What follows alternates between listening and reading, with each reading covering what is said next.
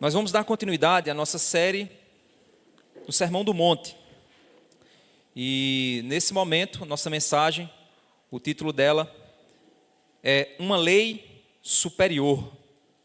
Uma Lei Superior. Quando alguém chega na sua casa,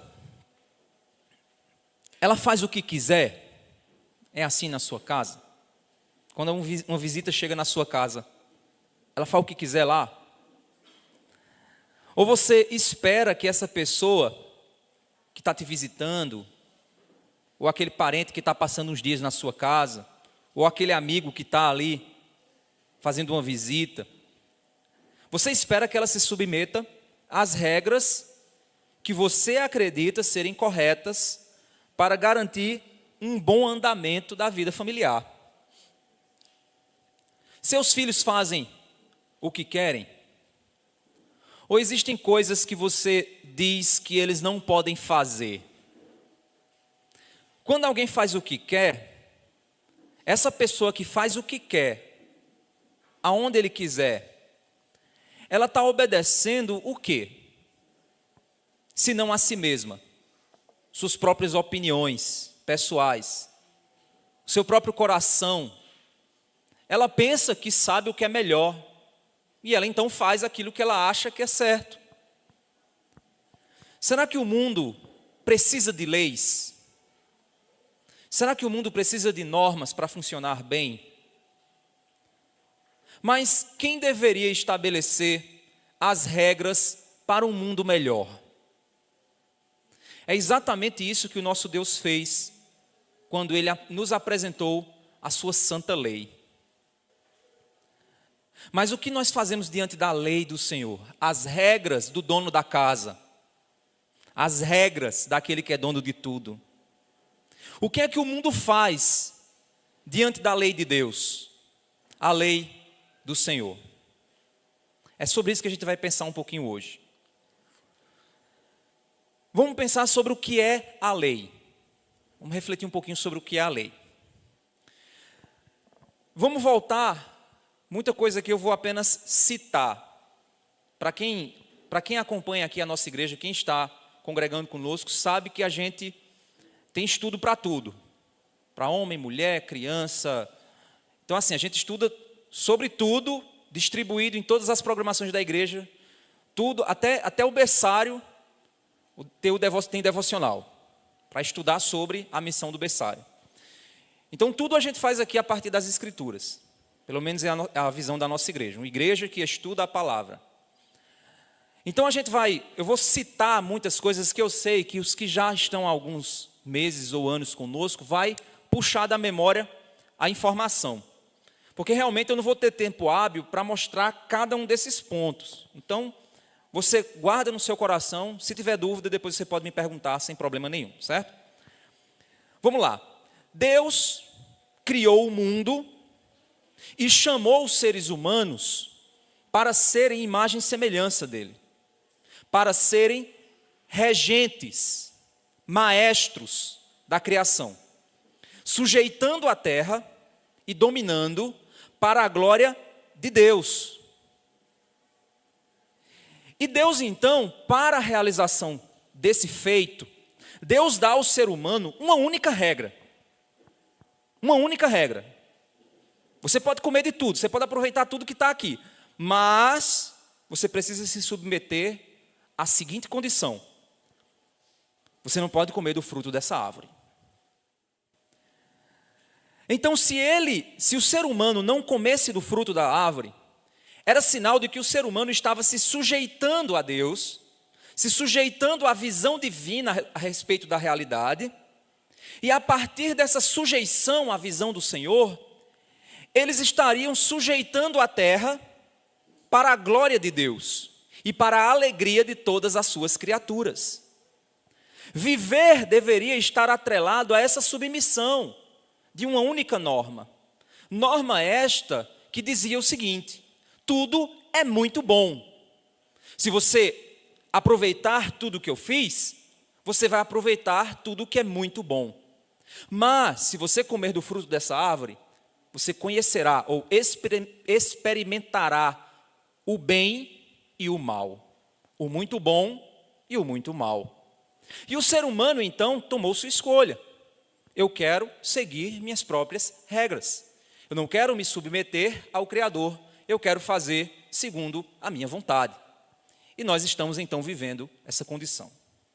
O ser humano quebra a lei do Senhor e estabelece um reino para si mesmo. Cada pessoa tem o seu reino particular, ou quer que o mundo gire em torno do seu umbigo. O ser humano é assim. E o que nós temos, então, é um reino de maldade, corrupção, opressão e destruição. Os mais fortes e poderosos oprimindo, usando e destruindo os mais fracos. Vem o dilúvio, então, e meio que, entre aspas, reseta a humanidade. Nesse contexto, Deus então inicia o seu plano de resgate através de Abraão. Sai da tua terra e da tua parentela, vai para uma terra que eu de te mostrar. Em ti serão benditas todas as famílias da terra. Na descendência de Abraão, todas as famílias seriam abençoadas. E então, por que Deus pediu que Abraão saísse da sua terra e da sua parentela? Porque Abraão vivia em um ambiente extremamente idólatra, um ambiente extremamente corrupto.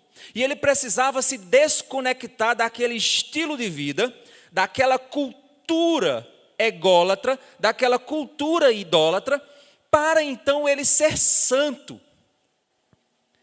Eles seriam então uma nação, a partir de Abraão, diferente dos outros povos. No lugar de serem influenciados, Deus chamou Abraão para ser influência para as nações. É por isso que ele chegou para Abraão e disse: seja tu uma bênção para os povos. Os descendentes de Abraão chegam então ao Egito. Através de Jacó e dos seus 12 filhos, eles são escravizados por um reino que dominava a política da época. A nação mais poderosa daquele período, o Egito, aqueles que representavam o poder humano de opressão e escravidão. Eles são escravizados por esse reino dos homens. Reino esse que reina para si mesmos e que se coloca como sendo o faraó, o próprio representante de Deus. Deus, então, diante da opressão do seu povo, Deus julga os deuses egípcios através de 10 pragas. Cada praga julgava um deus egípcio. E a partir desse juízo, Deus então julgou, por último, o próprio faraó, tirando o primogênito. Deus então liberta o seu povo para que esse povo, e segundo Moisés chegou para o faraó, ele disse: Deus, o Senhor Deus, Yahvé, Jeová, o Eu Sou, me mandou aqui para falar com você, para que você liberte o povo dele, para que o povo dele vá no deserto adorá-lo. O faraó diz: então está certo, eu deixo vocês irem adorar, mas depois voltem. Ele diz: não, eles não vão voltar não. Eles vão adorar e a partir de lá eles serão uma nação. Deus então leva o povo e liberta e leva para o deserto. É lá no deserto que essa nação começa a ser construída, com leis. Pois a partir dessa direção a ser recebida no deserto, esse povo seria a nação que abençoaria todas as nações. Deus queria que eles fossem separados por Deus, ou seja, santos, e que mostrassem a sua sabedoria aos outros povos. Quando a gente vai lá para Deuteronômio capítulo 4, verso 1 e verso 2, se vocês quiserem abrir lá Deuteronômio, podem ficar à vontade. Vou aqui ler, só para fazer referência. Deuteronômio 4, do 1 ao 2, ele diz assim: agora, pois, ó Israel, ouça os estatutos e os juízos que eu lhes ensino, para que vocês os cumpram, para que vivam, entrem e tomem posse da terra que o Senhor, o Deus de seus pais, está dando a vocês. Não acrescentem nada à palavra que eu lhes ordeno, nem diminuam nada dela, para que vocês guardem os mandamentos do Senhor, o Deus de vocês, que eu lhes ordeno. Moisés, antes de sua morte, deu ao povo as últimas palavras, de que esse povo, ao entrar na terra prometida, seria de fato a nação abençoada, e que essa nação viveria a partir de uma Constituição Federal, a Constituição de Deus, a Constituição do Monte Sinai. Quando nós avançamos um pouco mais em Deuteronômio capítulo 4, a gente vai para o verso 6 ao verso 9, nós vemos o seguinte: portanto, guardem e cumpram essas leis, porque isto será a sabedoria e o entendimento de vocês aos olhos dos povos. Ouvindo todos esses estatutos, ou seja, os povos ouvindo os estatutos de Israel, dirão: de fato, este grande povo é gente sábia e inteligente. As nações diriam isso de Israel quando ouvissem a palavra de Deus. Saberiam que Israel é um povo sábio e inteligente. Pois que grande nação há que tenha deuses tão chegados a si como o Senhor, nosso Deus, todas as vezes que o invocamos. E que grande nação há que tenha estatutos e juízos tão justos como toda esta lei que hoje eu lhes proponho. Tão somente tenham cuidado e guardem bem a sua alma, para que vocês não se esqueçam daquelas coisas que os seus olhos têm visto, e elas não se afastem do seu coração todos os dias da sua vida. Vocês também contarão isso aos seus filhos e aos filhos dos seus filhos. Quando nós avançamos um pouco mais em Deuteronômio 7, do verso 2 ao 4, nós vemos que o Senhor estabelece que essa nação não deveria se misturar. Era um povo santo, era um povo de uma cultura santa, de uma cultura diferente da cultura dos outros povos. Era um povo de uma cultura própria, uma cultura que nasceu em Deus, que nasceu a partir da adoração e para a adoração ao Senhor. Deuteronômio 7, do verso 2 a 4, ele chega até a proibir o casamento misto, quando ele diz assim: e quando o Senhor, seu Deus, as tiver entregue nas mãos de vocês para que as ataquem, ele está se referindo às nações, quando Deus entregar essas nações vizinhas, para vocês destruir essas nações nas guerras, vocês devem destruí-las totalmente. Não façam aliança com essas nações, nem tenham piedade delas. Não casem com pessoas dessas nações. Não deem as suas filhas aos filhos dessa gente. Nem tomem as filhas deles para os filhos de vocês, pois elas levariam os filhos de vocês a se desviar de mim, para que servissem outros deuses. Assim, a ira do Senhor se acenderia contra vocês, e depressa ele os destruiria. Vocês estão vendo que o casamento e julgo desigual não é de agora, é muito antigo. Deus, ele não queria que o povo se misturasse. É da mesma forma que Deus diz hoje. Deus não quer que o crente se misture, principalmente em um casamento, porque senão o crente vai se desviar. Quando nós avançamos um pouco mais em Deuteronômio 12, do 29 ao 32, ele fala um pouco mais sobre os costumes. Quando o Senhor, seu Deus, eliminar de diante de vocês as nações que moram na terra em que vocês vão entrar, para dela tomar posse, e vocês desalojarem essas nações para habitar na terra delas, cuidem para que vocês não caiam na cilada de imitar essas nações, depois que elas foram eliminadas de diante de vocês. Não procurem saber a respeito dos deuses dessas nações, dizendo: assim como estas nações serviram aos seus deuses, também nós queremos fazer. Não é assim que vocês devem adorar o Senhor, seu Deus, porque eles adoram os seus deuses, fazendo tudo que é abominável ao Senhor e que Ele odeia. Até os seus filhos e suas filhas, eles queimaram aos seus deuses. Tudo o que eu lhes ordeno, vocês devem observar, não acrescentem nem diminuam nada. Mais uma vez Deus alerta: a minha lei vai dar direção a vocês. A minha lei mostrará uma cultura santa. E é a partir dessa lei que vocês devem viver. Cuidado com as nações vizinhas. Não se misturem com essas nações. Não permitam que vocês queiram conhecer os deuses delas, a ponto de se desviarem de mim. Não permitam que os seus filhos se casem com os ímpios, pois haveria deles se desviarem de mim. Guardem os meus mandamentos, guardem a minha lei. Era esse o chamado que Deus havia dado a Israel. Mas o que nós vemos após Deuteronômio, e durante também o Pentateuco, principalmente durante o Pentateuco, é que o povo quebra constantemente a lei de Deus, enquanto estão no deserto. À medida que Deus vai dando leis, e se você analisar o livro de Levítico, ele é escrito dessa forma. Deus, ele dá leis para o povo e o povo quebra. Aí Deus dá mais leis para eles quebram mais ainda. Aí o povo dá mais leis a eles quebram mais ainda. Então, quanto mais leis são oferecidas, mais o povo quebra e pior eles ficam. Algum dia eu vou pregar Levítico aqui para vocês vão ver isso. À medida que Deus oferece mais santidade, mais depravação o povo tem. É impressionante, é assustador. Até que chega o período de Juízes, que é o período mais horrível de Israel. Chega até mesmo a um dos reis de Israel queimar o bebê, o seu filho primogênito, um bebezinho, queimar ele no altar de Moloque, dentro do templo de Deus. O cara queima o próprio filho. De tão misturado que eles estão.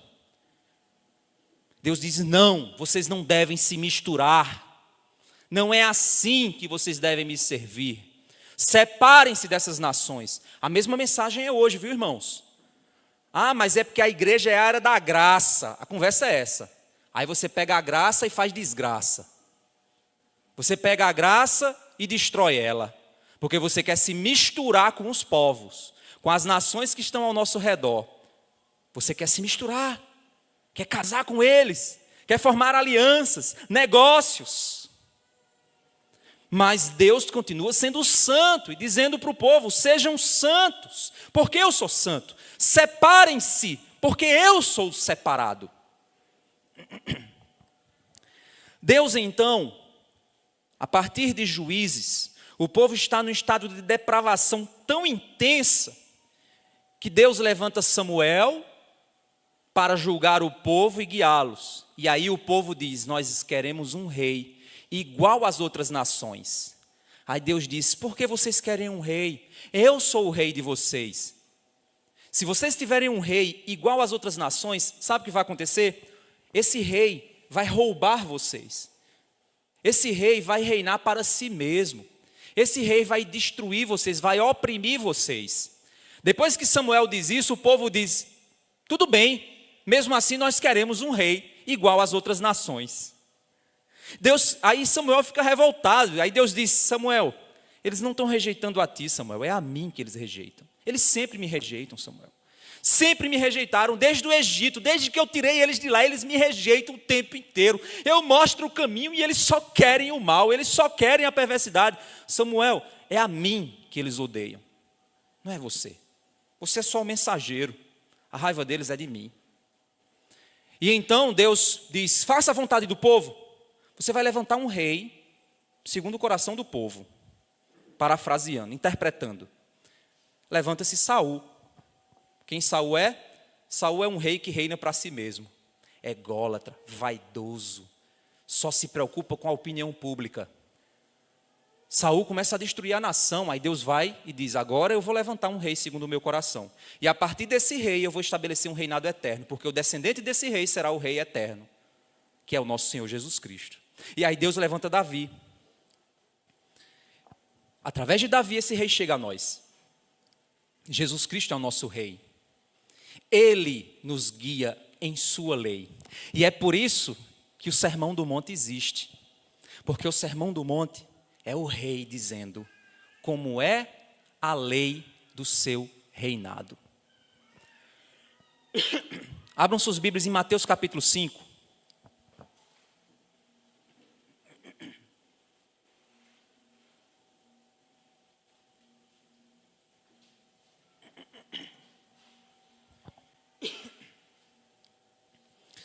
Quando nós chegamos a Mateus capítulo 5, do verso 17 ao verso 20, nós vemos o seguinte.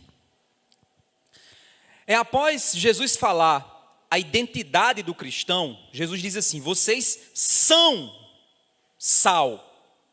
Vocês existem para gerar diferença. Vocês não existem para ficar igual.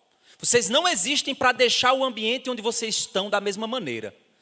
A razão da existência de vocês é que onde vocês estiverem, vocês precisam provocar mudança no ambiente onde vocês estão. Vocês são luz. Onde vocês estão, as trevas se incomodam. O mal se sente mal. Porque a presença de vocês incomoda a maldade dos homens. Vocês são a luz do mundo. Não se escondam, reflitam a luz do Senhor onde estiverem. É depois de Jesus falar sobre a identidade, que agora Jesus se volta para a lei. E no verso 17 nós temos o seguinte: Jesus diz: não pensem que eu vim revogar a lei ou os profetas. Não vim para revogar, ou seja, eu não vim para destruir a lei, eu não vim para apagar a lei, eu não vim para deixar a lei para lá. Meus irmãos, entendam uma coisa, essa história, eu não vou ter tempo de trabalhar teologicamente isso aqui, mas essa história de que a gente vive hoje na época da graça, e o Antigo Testamento era a época da lei, isso não está correto, irmãos, isso não é uma visão correta. Sempre foi graça, porque se não fosse graça, Deus já tinha riscado Israel há muitos anos lá no deserto. Sempre foi graça. A diferença, sabe o que é, irmãos? Deixa eu dar para você uma dica. É que as pessoas do Antigo Testamento, eles eram salvos pela graça de Deus, ao crer no Messias que viria para resgatá-los. Eles eram salvos olhando para frente, para o futuro. Nós hoje somos salvos pela mesma graça, mas somos salvos pela graça de crer naquele que veio. Nós somos salvos olhando para trás. Essa é a diferença. Então nós sempre vivemos na era da graça, sempre Deus foi gracioso, Ele sempre deu a gente aquilo que a gente não merece. Até enviar seu filho ao mundo, nós não merecíamos. Sempre foi graça. Então, essa ideia também de que diz que hoje, como é a era da graça, então não tem lei, isso também é mentira. Paulo derruba isso em Gálatas. Só é você ler e estudar o livro de Gálatas. Paulo diz, quer dizer que a lei não serve de nada? Não, a lei serve sim. Vai lá para Romanos também, você vai ver a mesma coisa. Paulo fala isso em Romanos. Então a lei não tem serventia? De modo nenhum. A lei sim tem serventia, mas a lei não salva, ela condena. Porque a lei, ela revela quem você é. Romanos 7, Paulo diz o quê? Se a lei não dissesse não cobiçará, eu não cobiçaria. Mas sabe o que aconteceu comigo? Quando a lei disse assim, não cobice, o meu pecado disse, cobice, vai! E eu morri. Não é assim? Deixa eu citar aqui um exemplo para você. Imagina que você vai andando na rua e tem um papel no chão escrito, não leia o que está no verso. O que é que você faz? Está dizendo para você não ler. Você vai ler. Sabe por quê? Porque essa é a sua natureza, é quebrar. Você quer que uma criança mexa no que não deve? Só é dizer para ela, não mexa nisso. Ele vai mexer. Não faça isso. Você quer que a menina namore à força com um rapaz? Só é o pai chegar e dizer, eu não gosto desse namoro. Pronto, aí ela vai, por causa do pecado dela, ela vai dizer, agora eu quero. Aí quando a família aceita, aí, agora não tem mais graça não. Por quê? Porque o prazer estava em quebrar a lei, o prazer está no pecado. Esse é o problema. Entendeu? Então, a lei, é por isso que Paulo diz, a lei é santa, justa e boa. O problema não é a lei, meus irmãos, o problema somos nós. Porque a lei é santa, ela diz, faça isso e você vai viver. Aí o pecado diz, eu não faço, aí eu morro. É isso que acontece. Por isso que ele diz, sem lei eu estava bem, mas a lei veio e me matou. Porque todos serão julgados pela lei de Deus. Porque até mesmo o ímpio sabe o certo e errado na consciência dele, ele sabe. Ele sabe, porque Deus escreveu uma lei no coração, até mesmo daquele que nunca ouviu o Senhor. Mas aí é tema para outro assunto. O fato aqui é que Jesus, quando diz, eu não vim abolir a lei. Então para com essa conversa de que agora é a graça. Não, agora é a graça, a gente vive assim livre, faz o que quiser. Não, meu irmão. Não, não, não. Isso chama-se antinomismo, isso é uma heresia. O antinomismo é aquela pessoa que é anti-lei. O antinomismo é uma heresia. Ela ensina que nós não somos mais submissos à lei e por isso podemos fazer o que quiser, porque agora é a lei da graça. Isso não é verdade. A lei de Deus continua existindo. É isso que a gente vai aprender um pouquinho hoje aqui. Eu sei que é um assunto denso e complexo. Talvez eu vá riscar a superfície aqui, mas eu quero te dar algumas direções, para que você possa se aprofundar no entendimento e no conhecimento. O fato é que Jesus está dizendo claramente para a gente aqui: eu não vim revogar a lei, eu não vim apagar a lei, eu não vim destruir a lei, pelo contrário, eu vim cumprir ela. Eu vim cumprir essa lei. Quando a gente então entende isso, lá em João capítulo 5, verso 39 e verso 40, Jesus diz o seguinte, dizendo para os fariseus: vocês examinam as escrituras porque julgam ter nelas a vida eterna, e são elas mesmas que testificam de mim. Contudo, vocês não querem vir a mim para ter vida. Jesus está dizendo: vocês vão até a lei para achar a vida, mas a lei fala que a vida está em mim, e vocês não querem vir para mim para ter vida, vocês querem ir para a lei. Vocês lembram que quando eu trouxe a série de Marcos, a gente falou sobre isso na mensagem? Volta lá, vai lá no YouTube, lá você vai encontrar. E eu falei que tem muita gente que ama teologia, mas o cara ama a teologia, ele não ama Deus. Ele gosta de aparecer, ele gosta de mostrar que é o gênio da teologia, que é o cara que fica lá todo inteligentão, debate, aquela coisa. Por quê? Porque ele ama a teologia, mas ele não vai a Cristo para ter vida. Teologia sem Cristo não vale de nada. Cristo sem teologia não é o Cristo da Bíblia. Lucas capítulo 24, verso 25 e 27, lá no caminho de Emaús, depois que Jesus ressuscitou. Eu não sou contra a teologia não, gente, eu sou teólogo, senão não estava aqui, certo? Sou contra a teologia, pelo amor de Deus. Você tem que estudar sim, mas não faça disso um Deus. Lucas 24, 25 a 27. Jesus disse: então lhes disse, isso no caminho de Emaús. Após a ressurreição, Jesus estava lá conversando com aqueles discípulos no caminho, e eles não sabiam que era Jesus. Então ele lhes disse: como vocês são insensatos, e demoram para crer em tudo que os profetas disseram. Não é verdade que o Cristo tinha de sofrer e entrar na sua glória?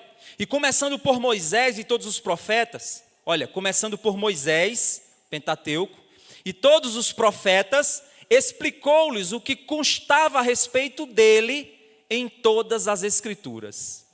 Jesus começou a mostrar que ele era o cumprimento de toda a lei e dos profetas. O verso 18 do capítulo 5 de Mateus, voltando para lá, a gente vai ficar fazendo isso, certo? Então, mantenha sua mãozinha lá em Mateus.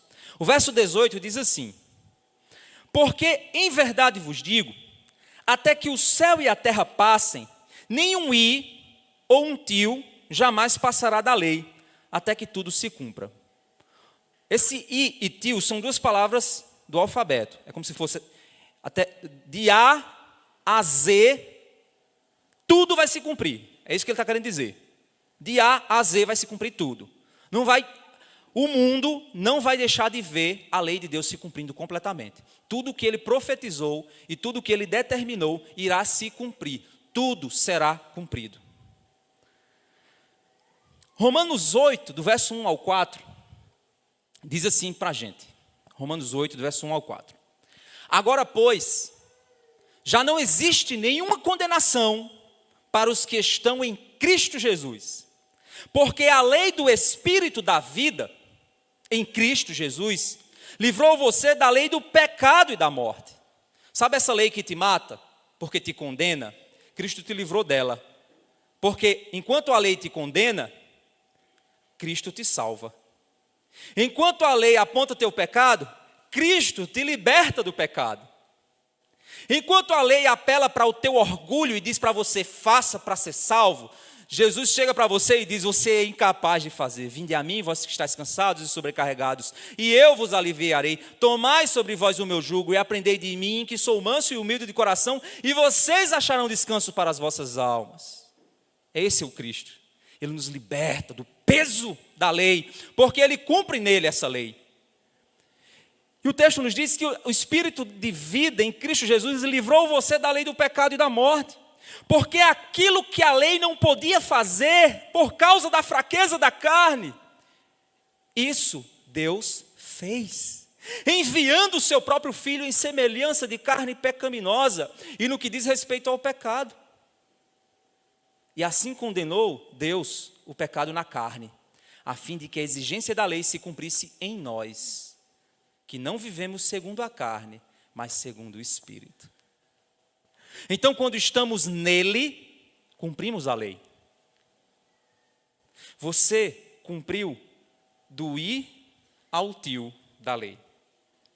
Não porque você é perfeito, mas porque Cristo é. Não porque você é bom, mas porque Cristo é. Não porque você pode, mas porque Cristo pode. Não porque você consegue, mas porque Cristo conseguiu na cruz. Ele é a nossa lei.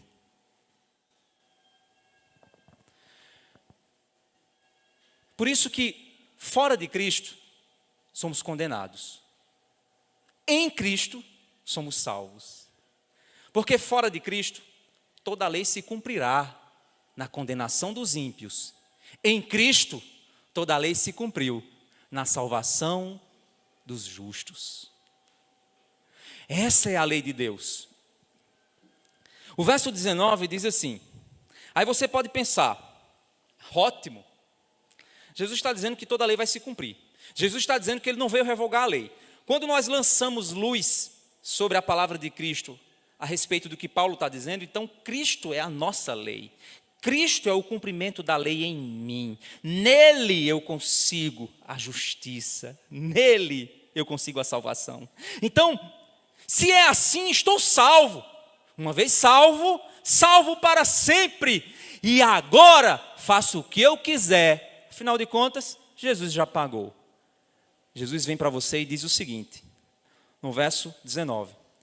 Aquele, pois, que desrespeitar um destes mandamentos, ainda que dos menores, e ensinar os outros a fazer, será considerado mínimo no reino dos céus.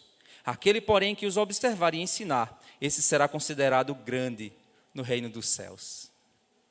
Jesus, ele diz, ok, você acha que é assim? Quer viver uma vida ímpia, você quer esticar a graça, você é salvo, tem convicção de salvação e diz assim, agora eu vou viver do jeito que eu quiser. É assim? Você é o menor no reino dos céus. Você não serve para muita coisa. Você talvez seja um sal que, talvez até vá salgar alguma coisinha, mas um sal muito ruim. Você é o menor no reino dos céus. Porque você acha que a lei de Deus foi feita para ser desrespeitada, você acha que a lei de Deus foi feita para não ser vivida, para não ser analisada, para não ser amada. O Salmo 1 diz o que para a gente? O Salmo 1 nos diz, bem-aventurado aquele que não anda no conselho dos ímpios, não se assenta no caminho dos pecadores, não se assenta na roda dos escarnecedores, antes tem prazer na lei do Senhor, e na sua lei medita de dia e de noite. Tem prazer na lei, tem prazer na lei. Quando nós olhamos então para os 10 mandamentos, nós entendemos que quando Jesus fala sobre ensinar e obedecer, os 10 mandamentos, irmãos, eles se dividem basicamente em 4 mandamentos iniciais que afirmam o meu relacionamento com Deus e 6 mandamentos que afirmam o meu relacionamento com o próximo. Por exemplo, primeiro mandamento, eu sou o Senhor seu Deus, tirei você da terra do Egito. Não tenha outros deuses diante de mim. Primeiro mandamento, não tenha outros deuses. Segundo mandamento, não faça imagens de escultura, não as adore. Terceiro mandamento, não tome o nome do Senhor seu Deus em vão. Quarto mandamento, lembre-se do dia do sábado para o santificar. Primeiro mandamento é dizer, Deus é exclusivo na minha vida, só Ele é o meu Deus. Não há absolutamente nada que concorra com Ele em minha vida. Ele é o meu Senhor, Ele é tudo para mim. O segundo mandamento vai dizer para você o quê? Não há nada na natureza que possa representar a grandeza desse Deus. Não há dinheiro, não há sucesso, não há fama, não há prazeres nesse mundo que suplantam quem Deus é. Não faça imagens de escultura. O terceiro mandamento nos diz que nós não devemos tomar o nome de Deus em vão. Respeite quem Deus é. Respeite o ser de Deus. Tenha um relacionamento. Cuidado com essa coisa. Mas o cara, Jesus é meu sim. Como tem aquela Priscila Alcântara que uma vez me falou isso, eu fiquei com nojo até hoje. Respeite o nome de Deus. Ele é Senhor. Chegue na presença dele de joelhos, se arraste. O quarto, lembre-se do dia do sábado, ou seja, adore a Deus. Adore-o, cultue-o. Cultue a Deus, venha no culto do domingo. Você que está em casa, que podia estar vindo aqui e não veio. Você está quebrando esse mandamento, viu? Você podia estar aqui hoje, mas por preguiça você não está. Então você está quebrando isso aqui, você não está adorando a Deus. Você está adorando o seu próprio conforto. Então você poderia estar aqui, não poderia? Mas não está. Não é assim que funciona, irmãos? Adore a Deus. Quarto mandamento, a minha adoração. Aí o quinto mandamento diz o quê? Honra teu pai e tua mãe, para que a tua vida vá bem e se prolongue sobre a terra. O mandamento que conecta o meu relacionamento com Deus e o meu relacionamento com o meu próximo é o meu relacionamento com os meus pais. Professores que estão aqui, os melhores alunos para você lidar são aqueles que respeitam seus pais. Os piores alunos hoje em dia são aqueles que não têm nem pai dentro de casa, nem mãe dentro de casa. Cada um corre para um lado querendo sucesso na vida, dinheiro. Eu vou dar o melhor para o meu filho, mas não dá a si próprio. E aí o que é que eles têm? Meninos que não honram, não aprendem a honrar pai e mãe. Quem são eles? Péssimos cidadãos, terríveis nos negócios, terríveis para com os chefes. Um dia desse eu vi uma reportagem dizendo assim, que a geração atual, agora a geração chamada iGen, que é a geração do iPhone, a geração que nasceu na era do smartphone. Essa geração, as empresas estão preocupadas, porque é uma geração descomprometida, é uma geração sensível. O chefe não pode apertar, porque se apertar, é assim. As empresas estão preocupadas, porque não sabem o que vão fazer. Descomprometidos, sensíveis demais, cheios de problemas e mais problemas emocionais, mentais, físicos, psicológicos e tal. As empresas estão preocupadas. O que vão fazer? Famílias desestruturadas. Pessoas que não foram preparadas para lidar com um mundo que não é um mundo bom. O mundo de hoje é um mundo cruel.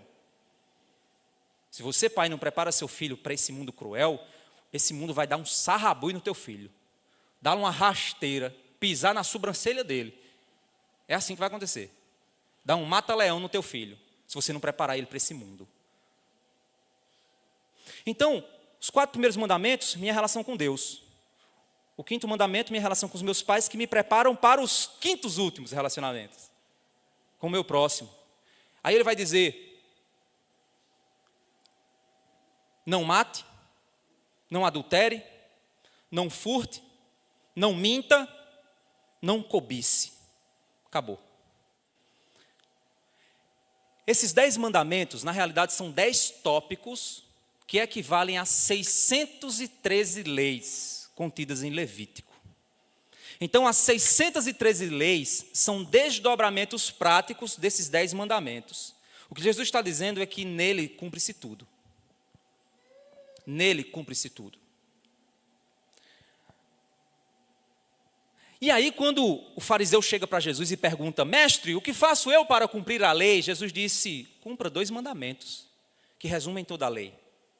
Jesus simplifica mais ainda. Ele diz, ame a Deus de toda a tua alma, de toda a tua mente, de toda a tua força. Ame a Deus com todo o teu ser. E ame ao próximo como a ti mesmo.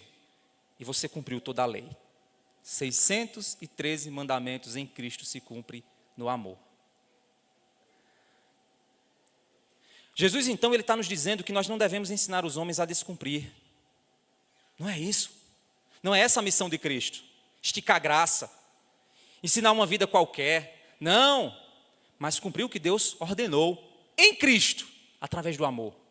A vida cristã não é uma vida sem lei, mas é uma vida com uma lei muito superior, a lei do amor. Pois essa lei está escrita em nossos corações. Quando nós olhamos o verso 20, voltando lá para Mateus, é dito assim, porque eu afirmo que se a justiça de vocês não excederem muito a dos escribas e fariseus, jamais entrarão no reino dos céus. Jesus está dizendo, se a lei de vocês não for superior à lei que esses religiosos estão ensinando, vocês não vão entrar no reino dos céus. Aí você diz, eita, então agora o negócio ficou pesado.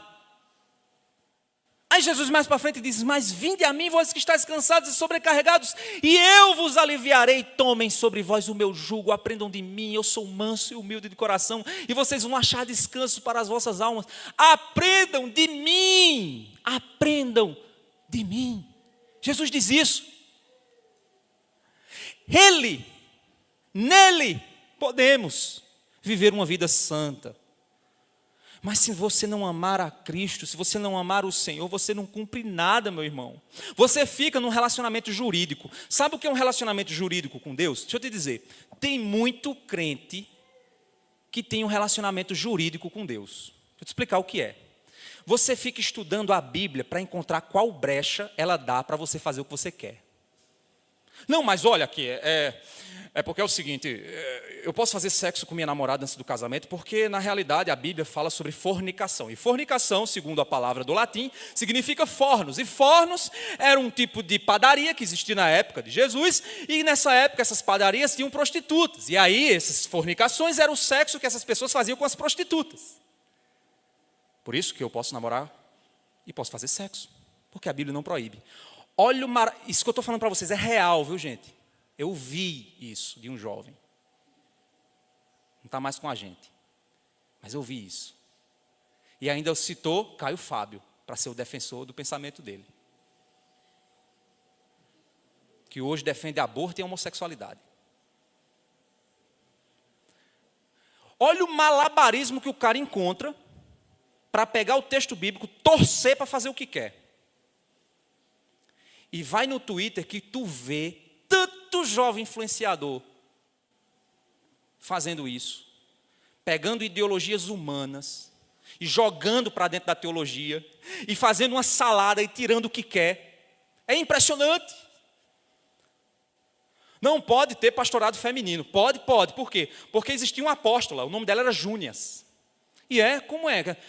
Tem um texto na Bíblia que cita uma pessoa que ninguém sabe se é homem ou se é mulher, cujo nome é Júnias, que era um nome para homens e mulheres. E que o texto bíblico diz que ela era uma pessoa notável entre os apóstolos. Se tiver um bocado de mulher aqui, e as pessoas me acharem uma pessoa fantástica, e elas chegarem e disserem assim, aquele cara é notável entre as mulheres. Eu sou mulher, gente? Você está dizendo que eu sou um cara fantástico no meio de um bocado de mulher. Não é? Mas aí pega esse único texto, que não tem clareza nenhuma. Pega uma pancada de ideologia humanista, feminista, e empurra para dentro do texto, faz uma salada e joga fora aquele texto. Não permito que a mulher ensine nem exerça autoridade sobre o homem. Pega aquele texto que diz que o presbítero seja marido de uma só mulher. Pega aquele texto que diz que o cabeça seja o marido, que o homem seja o cabeça do lar. Pega quer que eu continue citando textos aqui? Pega todos esses e joga na lata do lixo. Por quê? Porque o compromisso não é com a verdade. Jesus está dizendo, se a justiça de vocês não exceder a dos escribas e fariseus, vocês não vão entrar no reino dos céus. Que justiça é essa que excede? Vamos entender? Jeremias, capítulo 31, do verso 31 ao verso 34, Jesus diz assim, Jeremias. Eis que vem dias, diz o Senhor, em que farei uma nova aliança com a casa de Israel e com a casa de Judá. Não conforme a aliança que eu fiz com seus pais, no dia em que os tomei pela mão, para os tirar da terra do Egito. Porque eles invalidaram a minha aliança, apesar de eu os haver desposado, diz o Senhor. Mas esta é a aliança que farei com a casa de Israel depois daqueles dias, diz o Senhor. Porei a minha lei no seu interior, as escreverei no seu coração. Eu serei o seu Deus, e eles serão o meu povo. E não ensinará mais cada um a seu próximo, nem cada um a seu irmão, dizendo, conhece o Senhor?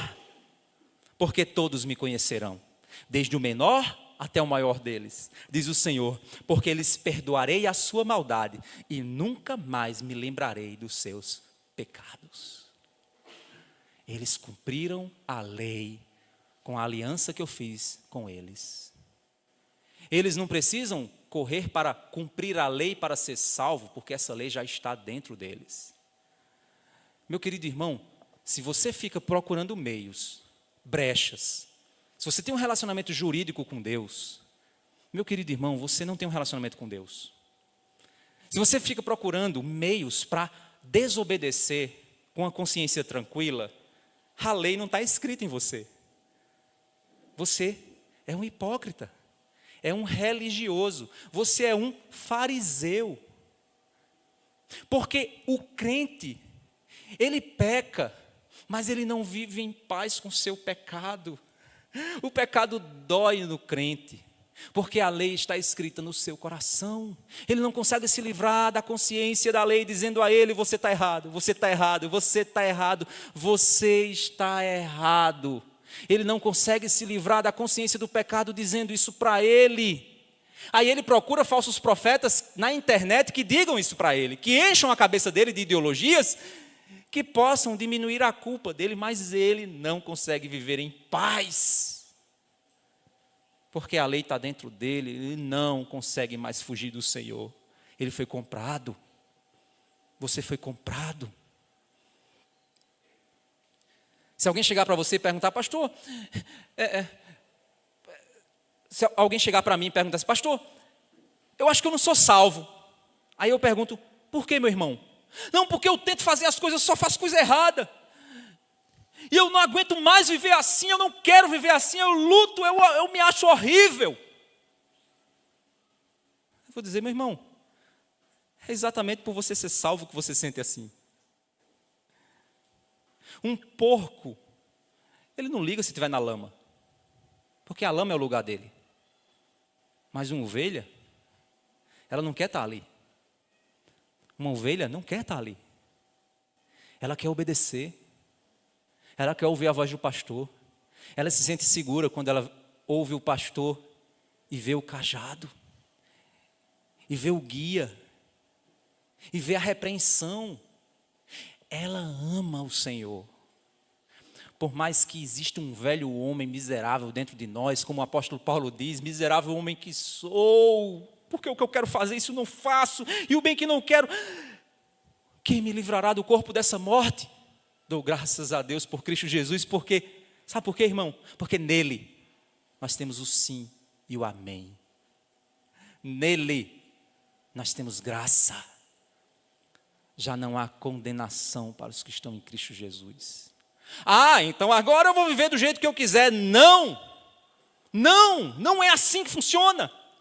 Porque se você quiser ensinar isso aos outros, você é o lixo do reino dos céus. E tenho certeza que Deus não te chamou para isso. Não é isso. Não seja o menor, mas ame a Deus. Irmãos, quando nós chegamos no verso 21, olha o 5:21. Olha o que é que Jesus vai dizer. E é a partir daí que a gente vai ver muitas leis que elas não estão sendo redefinidas, elas estão sendo interpretadas. Jesus diz assim, ó, o verso 21. Vocês ouviram o que foi dito aos antigos: não mate. Foi dito isso? Foi. E ainda, quem matar estará sujeito a julgamento. Olha o verso 22. Eu, porém, lhes digo. Esse é o padrão do Sermão do Monte daqui para frente. Jesus diz: vocês ouviram que os fariseus ensinaram isso aqui, não foi? Eles não ensinaram? Eu, porém, vos digo. Vocês não aprenderam isso na cultura? Eu, porém, vos digo. O padrão de Deus não é esse. A justiça de Deus é superior. Ela vai muito mais fundo do que somente costumes. Ela muda você completamente. Sabe por quê? Porque ela está escrita no seu coração. Vamos lá para Mateus capítulo 15. Mateus capítulo 15.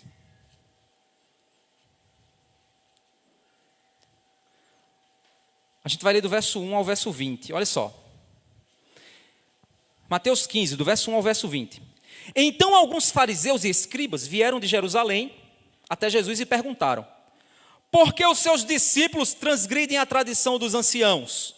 Pois não lavam as mãos quando comem. Jesus, porém, lhes respondeu: porque também vocês transgridem o mandamento de Deus por causa das tradições de vocês. Porque Deus disse: honra teu pai e tua mãe, e quem maldisser o seu pai ou sua mãe seja punido de morte. Vocês, porém, dizem que se alguém disser ao pai ou sua mãe: a ajuda que você poderia receber de mim é a oferta ao Senhor, esse não precisará mais honrar seus pais. E assim vocês invalidam a palavra de Deus por causa da tradição dos homens. O que é que eles estavam dizendo aqui, gente? O dinheiro que eles iam dar, que deveria ser para honrar os pais, o fariseu chegava e dizia: esse dinheiro é para teu pai? É para meu pai, que ele está precisando. Não, faça o seguinte, diga que é para Deus, e aí não precisa mais honrar seus pais não, dê na igreja. Era isso que eles faziam, para pegar dinheiro do povo. Aí ele está dizendo: vocês invalidam a lei de Deus por causa das suas tradições. Vocês criam meios para destruir a lei, para usar a favor de vocês, da sua corrupção. Aí ele continua dizendo: hipócritas, bem profetizou Isaías a respeito de vocês, dizendo: este povo me honra com os lábios, mas o seu coração está longe de mim. Em vão me adoram, ensinando doutrinas que são preceitos humanos. E convocando a multidão, Jesus disse: escutem e entendam. O que contamina a pessoa não é o que entra pela boca, mas é o que sai da boca. Isto contamina a pessoa. Então, aproximando-se dele, os discípulos disseram: sabia que os fariseus, ouvindo o que o Senhor disse, ficaram escandalizados? Ele respondeu: toda planta que meu Pai Celeste não plantou será arrancada. Jesus está dizendo: eles vão ser arrancados. Esqueçam os fariseus, são cegos, guias de cegos. Ora, se um cego guiar outro cego, ambos cairão no buraco. Então Pedro disse a Jesus: explique-nos esta parábola. Jesus, porém, disse: também vocês ainda não a entendem? Não compreendem que tudo que entra pela boca desce para o estômago, depois é eliminado. Mas o que sai da boca vem do coração, e isso contamina a pessoa. Porque do coração procedem os maus pensamentos, os homicídios, os adultérios, a imoralidade sexual, os furtos, os falsos testemunhos e as blasfêmias. São estas as coisas que contaminam a pessoa. Mas o começo em lavar as mãos não a contamina. O problema é o coração. Então deixa eu escrever a lei no seu coração. Aí ele muda. Aí você muda. Aí o que sai da tua boca vai ser bênção. Porque provém de um coração transformado. O que nós vemos aqui, irmãos, é que eles pegavam as tradições humanas, eles criavam tradições para perverter a lei de Deus. Eles reinterpretavam a lei de Deus a partir de tradições humanas para obter benefícios. Tudo isso a gente chama de pressupostos. O que são pressupostos? Pressupostos são compromissos prévios do meu coração na tentativa de entender uma coisa. Por exemplo, imagina que você, usar esse exemplo, imagina que você está num namoro em julgo desigual. Isso eu já vi também na internet. E aí, pastor, está certo ou está errado? Aí você diz: está errado, a Bíblia diz que não. Não, mas esse texto bíblico, na realidade, falando dos falsos profetas, não está falando de casamento. Então, na realidade, pastor, naquela época, existiam muitos falsos profetas. Olha só, o cara está pegando uma série de conversa, uma série de pressupostos, está inserindo esses pressupostos no texto para perverter o texto para propósito dele. É isso que os fariseus faziam. Os fariseus viviam a partir de um sistema religioso, uma indústria da religião muito poderosa, indústria que se apoiava em tradições culturais que foram santificadas, criavam tradições culturais para se promover, manter o sistema religioso funcionando. Por exemplo, não mexa no ungido de Deus. Isso é um sistema religioso, viu, gente? Eu sou comedor de feijão igual a vocês. Todo mundo aqui é comedor de feijão, a não ser que você não goste de feijão. Mas eu não sou uma figura superior não, viu, gente?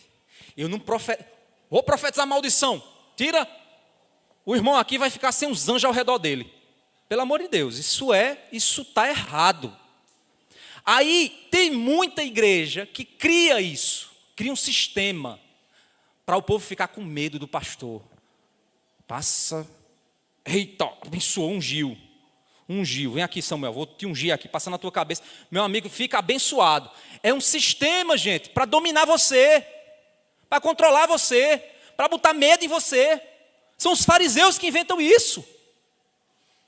Qualquer autoridade que eu tenha, meu irmão, não está em mim, está na palavra, está em Deus, não está em mim. Eu não sou nada, não sou ninguém. Mas existe um sistema, irmãos, e são muitos que são alimentados por isso. São muitos os sistemas criados para reinterpretar a Bíblia segundo os seus próprios propósitos. E precisamos nos perguntar se quando nós olhamos a lei de Deus, nós estamos comprometidos com o amor a Deus em primeiro lugar ou com nossas preferências pessoais. Deixa eu dizer outro tema. Eu não gosto de falar desse tema aqui não, mas eu vou falar. Dízimo. Eita. Não, porque o dízimo não é para Israel. Você pode, não é para a igreja. Você pode ter certeza que quem fica com essa conversa é amarrado e não dá um centavo para a igreja. Porque, meus irmãos, deixa eu dizer uma coisa para você. Realmente, o dízimo não é para a igreja. Estou dando um tiro no meu pé, não estou? Para muito pastor, eu estou. O dízimo não é para a igreja. Mas o dízimo é um princípio de gratidão, princípio de adoração. E a igreja precisa, essa obra aqui precisa de recursos. Então, meu irmão, use a sua consciência. Você está sentado no dízimo. Você está ouvindo o dízimo. Você está tomando água de dízimo. Você está ouvindo um pregador que sustenta a família com dízimo. Então, o mínimo de consciência que você pode ter é ofertar. Mas eu não posso dizer que o devorador vai até você. Aí tem gente, meu Deus, eu vou... Um problema. Bota o nome no papel por trás do dízimo. Isso é invenção, gente. Porque a Receita Federal vai pegar. Não, é mentira, gente. É mentira. Isso é para ficar dominando você. Bota o nome lá para o pastor ficar olhando assim, quem deu e quem não deu, pelo amor de Deus. O irmão, foram movimentar isso aqui, aí botaram isso ali na minha frente. Eu disse, pelo amor de Deus, tira isso de perto de mim. Porque os irmãos vão pensar que botaram ali na frente para ficar vendo quem está dando e quem não está dando. Pelo amor de Deus, eu não quero ver isso não. Deus é quem me sustenta, meus irmãos. Vocês estão entendendo? Cria-se um sistema. Eu creio na graça de Deus e eu tenho certeza que quem oferta com alegria é abençoado demais. Eu não preciso estar aqui jogando medo em você. O crente, meu irmão, tem consciência. E se ele não tem consciência, ele vai para outro canto. Porque ele não é crente. E eu tenho que confiar na obra que o Senhor está realizando na vida de cada um de vocês aqui. Eu não tenho que ficar investigando se você... Não, pelo amor de Deus, não é essa a minha função. A minha função é fazer o que eu estou fazendo aqui, pregar para você. E deixar que essa lei domine o seu coração. Que essa palavra transforme a sua vida. Mas existem sistemas de dominação e de controle. Eu vou citar aqui rapidamente alguns. A tecnologia. Ah, mas agora com a tecnologia eu tenho culto online, então eu posso ficar em casa. Não pode. Não existe culto online. Não existe. Culto é gente com gente. Deus não criou a gente a partir de smartphone, não. Ele fez da terra.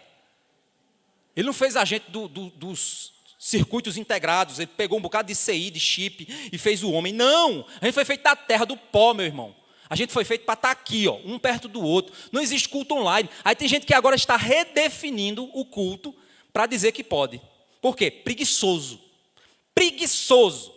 Pastor preguiçoso. Adora. Tem muito pastor preguiçoso por aí que está adorando o culto online. Porque não precisa olhar para a cara do crente e lembrar que ele é complicado. Adora. Mas fica lá na tua casa. Mandando o Pix, está bom demais. O dízimo não precisa mais, só é mandar Pix. Precisa vir na igreja. Olha que maravilha. Para pastor preguiçoso, que coisa maravilhosa. Então eu redefino a eclesiologia, eu redefino o culto, eu redefino o dízimo, eu redefino o ministério pastoral, eu redefino tudo em nome da tecnologia. Eu pego a tecnologia para interpretar o texto bíblico. Outra, a ciência. Recentemente eu fui perguntado por um jovem, pastor, tem um pessoal aí que gosta de misturar o evolucionismo com... Deixa eu dizer uma coisa para você. A minha concepção e a minha leitura dessa galera é que eles pagam pedágio para as universidades. Eles pagam pedágio para a ciência. Eles pagam pedágio. Porque se eles disserem que Deus fez Adão e Eva, vão ser chamados de burro. Para não ser chamado de burro, Aí eles pegam Darwin e traz Darwin para dentro da Bíblia, para ficar parecendo os caras inteligentes. E aí eles releem as Escrituras, empurram um bocado de pensamento científico dentro da Bíblia e tal. A ciência verdadeira confirma as Escrituras. Para quem conhece do assunto aí, sabe do que eu estou dizendo. Confirma as Escrituras. Ciência e fé não são contraditórias, não são. Podem andar juntas. Mas a ciência não pode reinterpretar a Bíblia. Não pode. A palavra de Deus é suprema. Esse é o perigo. Pega a tradição dos homens para reinterpretar a palavra de Deus. Ideologias. Progressismo ideológico. Ah, mas esse negócio de que só homem pode ser pastor. Isso é machismo. Paulo disse que a mulher esteja calada na igreja. Ixi, que cara machista. Vamos fazer o seguinte, vamos encontrar uma explicação para aliviar a dor ideológica do meu ouvido. Aí o que é que eu faço? Eu começo a reinterpretar o texto a partir do meu coração comprometido com ideologia. Eu estou com medo de ser chamado de machista. Aí o que é que eu faço? Eu reinterpreto a Bíblia para não ser chamado de machista. Eu tenho medo de ser chamado de um bocado de coisa. Homofóbico. Aí eu reinterpreto a Bíblia para não ser chamado de homofóbico. Aí eu pego aquele texto que incomoda e eu faço um malabarismo para reinterpretar ele. Ou seja, eu anulo a lei de Deus em nome das tradições dos homens. Vocês estão entendendo? A gente, quando lê esse texto, a gente acha que só está lá na época de Jesus. Na época, os fariseus eram safados. Hoje tem muito fariseu safado dentro da igreja. Tem muita gente ruim, fazendo a mesma coisa. Tem medo de ser chamado de muita coisa, e aí paga pedágio para a ideologia. Para não ser visto como retrógrado. Coitado de Paulo, até apanhava. Ia para a cadeia. Hoje, eu quero me sentar entre os doutores da lei, da ciência, os doutores da política. Eu quero me sentar no meio deles. Então, para isso, o que é que eu faço? Eu cedo. Chegaram para mim e disseram, pastor, você está envolvido num determinado evento, que quando você fala desse evento que está acontecendo agora, você pode arrumar um problema para o outro evento. Eu disse, problema de Deus. Ele resolve. Não é verdade? Se por acaso eu sou uma figura pública e alguém vai usar a minha fala, eu vou ficar com medo agora de falar o que tem que ser dito? Vou pagar pedágio para político? Não, meu querido irmão. Não é assim que funcionam as escrituras do nosso Deus. Jeremias foi jogado num poço por causa disso. O máximo que eu posso fazer, sei lá, é pagar uma multa com Pix. Espero que não tenha poço, nem tão perto. Mas é assim que funciona, irmãos. A palavra não tem que ser pregada? Ela incomoda? Incomoda. Por que o apóstolo Paulo diz que os últimos dias serão tempos difíceis? Porque muitos terão comichões nos ouvidos, ajuntarão mestres para si conforme suas próprias cobiças, não ouvirão a verdade, se rodearão de fábulas, segundo suas próprias concupiscências. Eles não querem ouvir o que tem que ser dito. Vamos trazer um arraial gospel para a gente? Hoje de manhã eu vi, pastor, fulano, igreja tal está fazendo um arraial. Eu disse, mas eles dizem o quê? O pastor diz assim, não mate a cultura. A cultura tem o seu lado bom, podemos trazer para dentro da igreja. Deixa eu dizer uma coisa para você, meu irmão. Para mim, a igreja foi feita para pregar o evangelho. Não foi feita para o povo ficar dançando quadrilha dentro dela, não. Para mim, não foi feito para isso. Por que eu preciso disso? Vai lá com tua família, dança tua quadrilha lá com a família. Lá, esse São João, eu vou me... Pronto, vai lá. Vai lá na tua casa. Vai dentro da igreja. Para que eu preciso disso? Para que eu preciso? Não preciso disso. Não é essa a minha missão. Não é essa a missão da igreja. Mas para parecer descolado, não mate a cultura. Segundo o teólogo fulano de tal, devemos redimir a cultura. Gente, eu sou apaixonado pela redenção da cultura. Os jovens que estão em mídias aí já me ouviram falar sobre isso. Criar cultura é maravilhoso. Beleza, arte, justiça, música, é fantástico. Mas eu não preciso pagar pedágio para o mundo, não, para fazer isso, não. Eu não preciso pedir permissão para o mundo para fazer isso, não. Eu não preciso parecer bonzinho para eles, não. Eu crio porque eu adoro um Deus muito maior do que eles, muito maior do que tudo.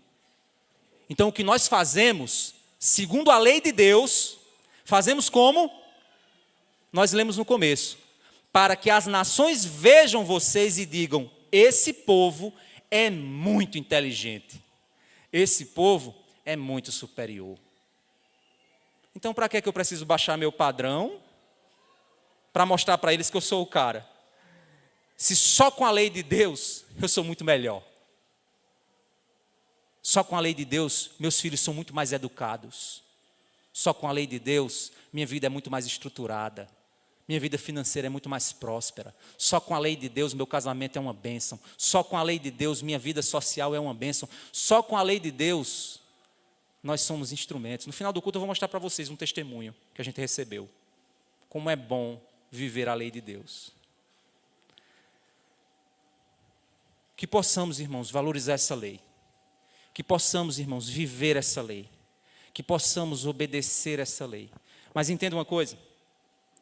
O centro dessa mensagem aqui é que você só vai obedecer a Deus, a lei, se você primeiro amar a Deus sobre tudo. Aí você obedece à lei quase que como a gravidade. Como alguém que pulou de um prédio. É natural. Obedecer a Deus é natural para quem ama Ele. Mas para quem não ama, eita, meu Deus do céu, esse negócio desse pastor é muito radical, eu vou para uma igreja que é menos radical. Ok, meu irmão.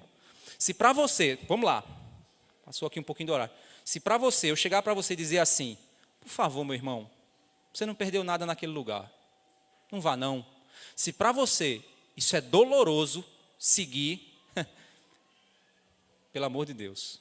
Se para você existe um bocado de pensamento no teu juízo, para que não tem problema nenhum, pelo amor de Deus, você não entendeu.